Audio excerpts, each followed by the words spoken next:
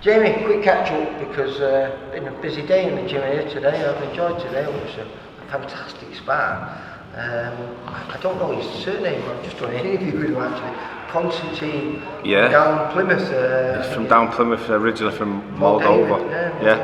And they offered us some sparring for Jack. Said, can they come down and see what we think of him for sparring? So he's come down, had a little spar with Jack, and it was good.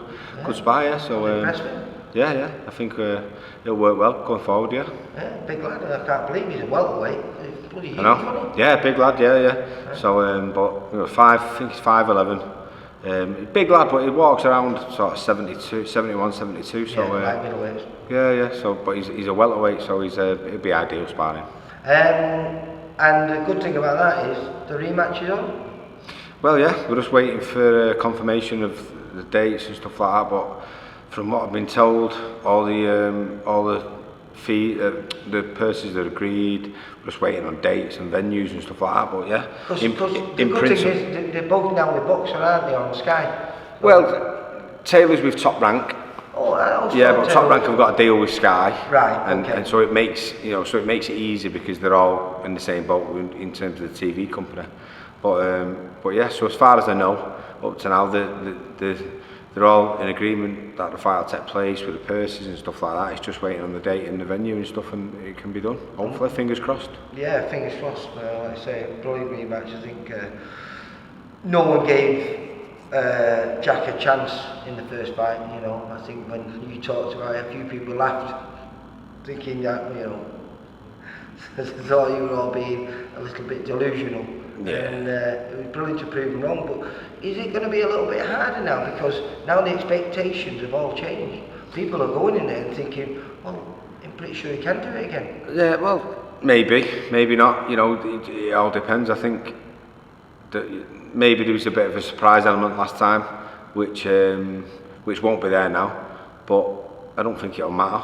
I've seen so many top class fighters come here and struggle to break down Jack.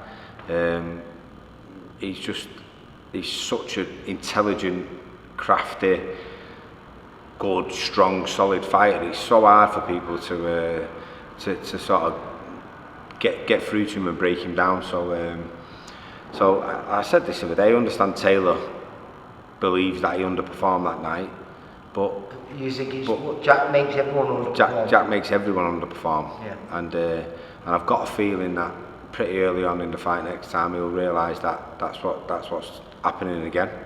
And I've no doubt he'll dig in and he'll push and he'll work and he'll drive hard and try and overcome it. But I just believe I said it before the last fight. I just believe I've got the better fighter, and that's not a slight on Josh Taylor, because I know how good Josh Taylor is. It's just a belief I've got in Jack because I know how good he is. Yeah. What about Chantelle? What's next for her? We're still waiting to find out. Looks like it's going to be McGaskill. Eddie said in the interview last weekend on TV, that on DAZN, that he's done a deal so that Callie Reese will give the belts up and she's going to fight McGaskill for all the belts for Undisputed. So yeah, if that plays out like Eddie said last week, then she'll be fighting for the Undisputed. So obviously it's been a long time waiting. It's been frustrating because Callie Reese hasn't been ready, and like Eddie said himself, he set that tournament up to get an Undisputed champion. Obviously Chantelle's his fighter with having in mind that Chantelle would be Undisputed champion.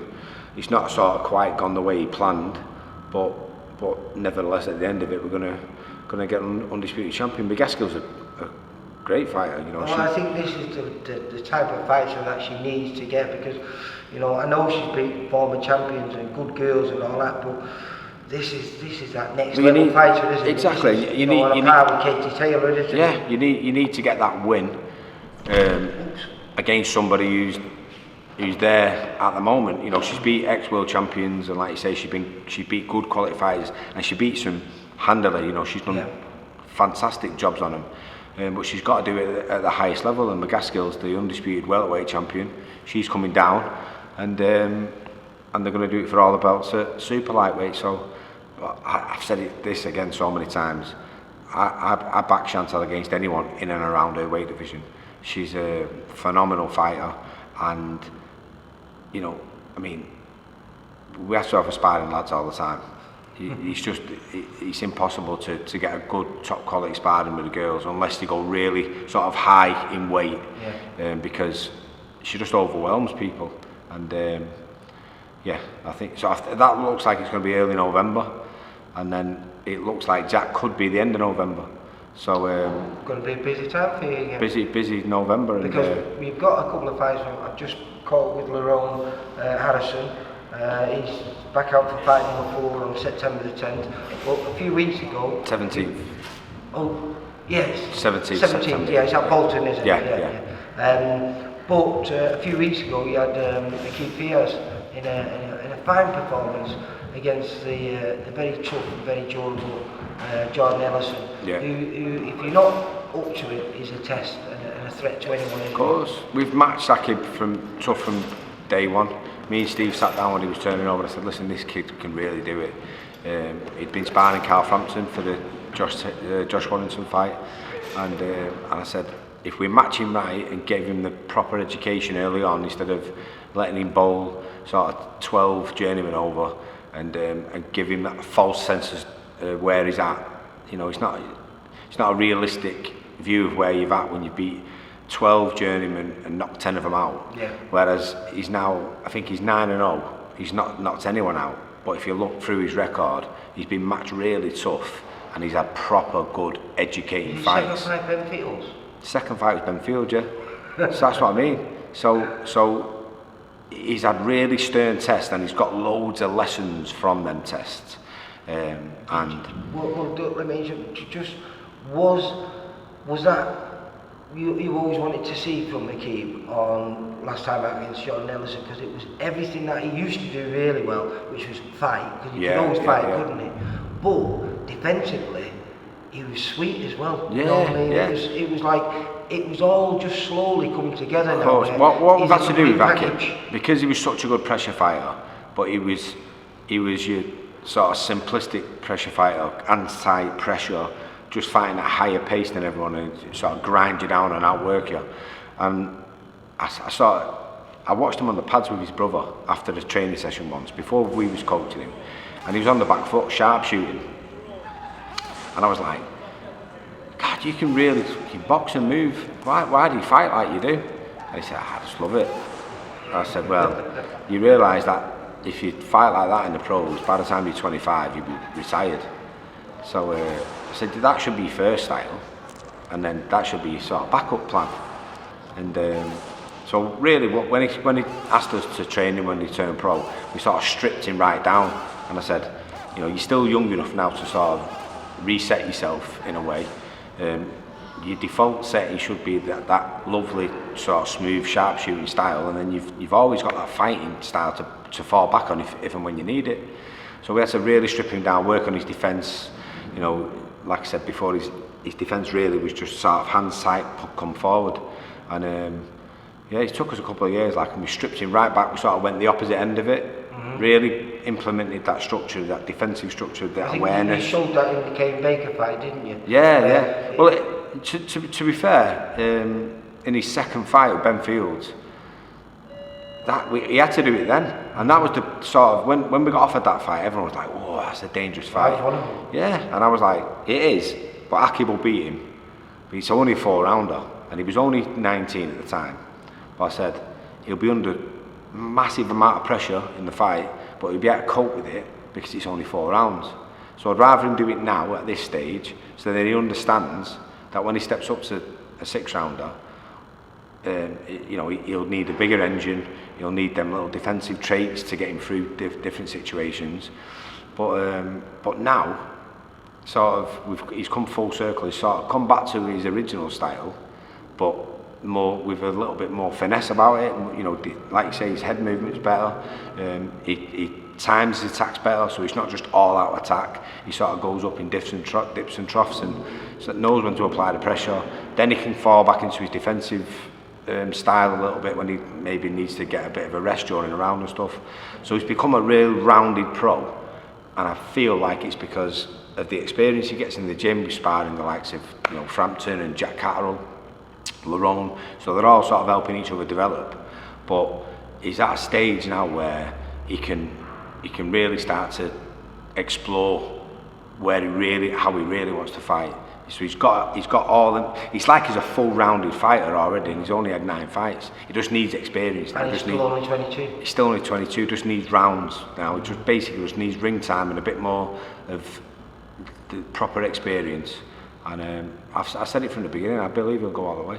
Yeah, and then Lerone Harrison, he's out on the 17th, like you said before. Just been watching him move around with a young kid. Des Barnes' lad.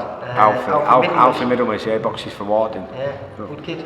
Warden ABC, big advert. Yeah. One more round. So yeah, they're the same. So Lerone's learnt off Aqib, off Jack.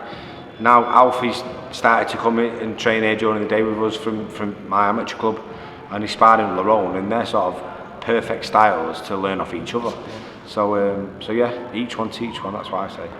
Brilliant, like you say, you just mentioned before, your lad's down here as well, Malky.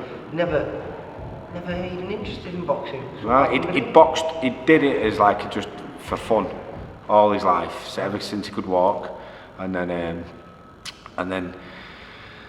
by the time he got to 10, he just never bothered. He sparred a few times. He was sparring Johnny Roy's lad. Jade. Yeah, I think it is. He's called Jaden, isn't he? And he was about 10 or 11 then. That was sort of one of the last times he sparred or had anything to do with boxing. Then he was playing football, and he left school, and then decided he wanted to box again. So we've got him down here training with all the lads, and obviously he's improved massively in 6-7 months he's been training because of the fighters he's been around and been in there sparring with Lerone. Well, they were all watching today, weren't they? It was brilliant. Everyone stood down here watching Jack. Yeah. And that's a occurrence of people that come into this gym sparring. That's the education in itself. I remember going to Phoenix camp years ago and just sitting there watching, and you don't realise how much you learn just sat there watching. Mm-hmm. So he has just been sat here today just watching, taking it all in. But he's been here 7 months now. And you think, like, when you're an amateur, you're training 2 or 3 times a week in an amateur gym. He's training 5 days a week with professionals who are doing it sort of at the top level. So the amount of experience and development he's had over that 6-7 months is massive. So we'll see how it goes. He's enjoying it. The main thing is he's enjoying it. Well, I've just been speaking to Mike Jennings earlier on in the week, and his 2 lads are involved in boxing. Again, both never really interested in boxing. Yeah. So I think they were both about 14 when they decided to have a little go at it. Both love it now. But then you've got obviously Campbell Hatton. Yeah. You've got Jack, Matthew's son. Yeah. All the sons from all these great Manchester fighters are all. At some point, in fact, we're just speaking with Aqib. There's a possibility someone was talking about Aqib and Campbell Hatton fighting, maybe getting on next year. Yeah, well, he said that Coogan mentioned it to him. He said people have been talking about it, and I'd never even thought about that fight, to be honest. But God, listen, I've known Campbell since he was a baby. I've been mates with Ricky since I was 14. So that would be like a proper awkward one for us, wasn't it? But listen, it's boxing. I fought 2 of my mates. Fought Macklin, fought Ryan Rhodes, and they both ended up fighting the year. So listen, let's see how things go. But God, if they can earn a load of money and fill out the MEN, then why not? Well, that's what I'm saying. That's brilliant, though, isn't it? We've seen it with the Eubanks and the Bens. How father and sons bringing it through. It's just exciting, isn't it? It is. It's good, and there's like little backstories to it all, isn't there? So that's what makes it interesting. Exactly. So we'll see what happens. All right, Jamie. It's always a pleasure, mate. You take care. Cheers, Lee. See you soon, mate. Bye. For all boxing info, news, and latest interviews, amateur and pro across the north, click and subscribe. VIP Boxing Promotions. Also, Twitter, Instagram, and Facebook.